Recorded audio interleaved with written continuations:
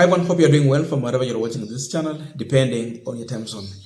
Now, when Ruto was campaigning, he promised the people of Rift Valley, and to be specific, the Baringo residents who go to Elgeyo Marakwet, that his first duty will be dealing with the bandits so that he can finish them once and for all. According to him, the previous regime was using that bandit issue to finish him politically. So what happened? The residents in Baringo and elsewhere trusted William Ruto with their votes, thinking or believing that he is a solution to the bandit issues. Now Ruto is the president. The suffering which Baringo residents have been taken through is unexplainable. So there was a mission there where pastors and priests were reaching out to the families there, consult them and have time with them. And this provided an opportunity for the residents to pour their heart, speak the truth to power. Instead of addressing the bishops who are there, they decided to address William Ruto through these bishops. And the message was very clear that this very was, when Kithure Kindiki visited that area, it was all about trying to reopen the schools that were closed after bandits took over control. So Kindiki visited one of the schools and he signed the visitor's book. Listen to this. Immediately after he left, that school was set on fire, including the book that he had signed, visitor's book. It was set on fire. It is no longer there. Happened to Mefika. Now, they are also warning William Ruto that he should no longer give any warning to bandits in Baringo. Why? Anytime he gave a warning, the following day, it is a massive attack and a killing. There was a day he ordered schools to be opened. By that time, there were 8 schools that had been closed. What was the result of opening those 8 schools? Right now, more than 20 schools have been closed because bandits were reiterating to his statement. So, it tells you that anytime William Ruto speaks, bandits come out to respond to him, and they respond mercilessly by claiming lives, burning schools, and crippling education or learning in those areas. That is now the response. Because of this, these people are reminding William Ruto that they made a mistake to put their trust in William Ruto. Instead, they should have trusted God in heaven, but not Ruto. Come on. Now we are continuing this final discussion, but just a quick request. For those who are watching and you have not yet subscribed, please consider subscribing. To our returning subscribers, I must say thank you so much. And again, to all our viewers, please give this video a thumbs up. Thank you so much, and back to this discussion. Now, you've heard it very clear, and the worst thing is that now, many women in Baringo are left widows. Their men have been killed. So there are many widows in Baringo just because bandits are in control.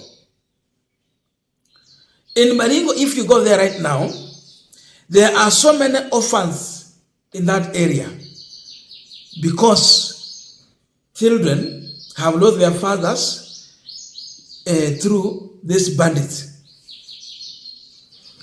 As we speak now, many people have been left with severe injuries. Many have been crippled. So, people living with a disability in Baringo, there are so many. That is the big problem in Baringo.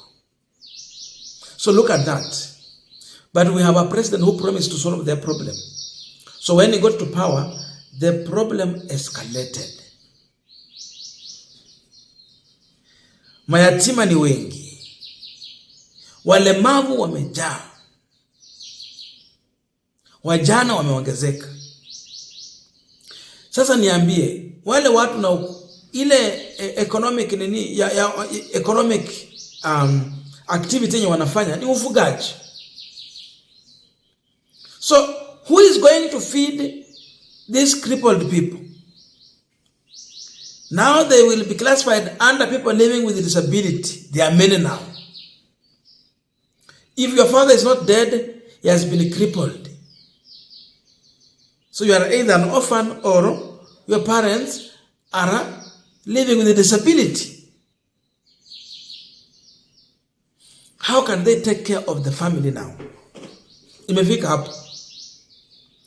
But we have a sitting president who has been warning bandits, and every time he warns, lives is being claimed. Houses are being set on fire. Schools are being closed. And the main activity remaining in Baringo, which is very sad, it is now every weekend going to the mortuary to remove the dead and go and bury. Hiyo ndio kazi imebaki sasa. Shughuli nzima ambayo wamebaki wakifanya ni kwenda kutoa mili kwa mortuary, kwenda kuzika. We are talking about a situation happening in Kenya, not elsewhere. Na sio karibu na kule kwenye kuko na Al-Shabaab. No. It is happening right in William Ruto's region. So, what is the problem with Ruto fulfilling his promise during campaign that he will finish bandits in Rift Valley? Is he confirming to us that bandits have overwhelmed him? As all this is happening, we ask so many questions. Where is William Ruto's administration priority? Because in the same government, we are seeing police officers being prepared to be dispatched to Haiti. So Haiti is of great importance to Ruto and his administration than the people of Baringo and Tiati. His priority is in Haiti. His priority is to please US and the West at expense of risking our own people here. Because before you think, and that's what these people are talking, before you think of deploying our police officers to Haiti, Kenya should be the most safe country. But once there is no safe security here in Kenya, our security is not guaranteed. You can't tell us that you want to help your neighbors, not even neighbors, other people elsewhere to fight their enemy when you have failed to keep peace back at home. So that guy is talking deep from his heart, knowing that we have police officers who are going to be deployed elsewhere, yet there is problem in Tiati.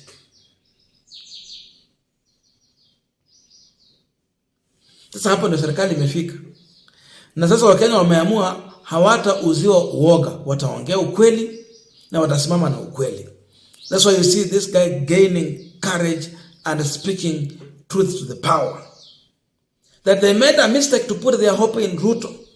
They rather should have trusted God himself for their problem and for the solution.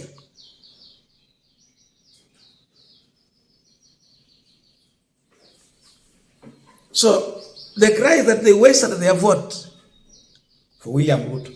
What this one tells you, going forward in the near future, if there will be any other election, those who have been terrorized by bandits affected through this operation of bandits, they will never vote for William Ruto.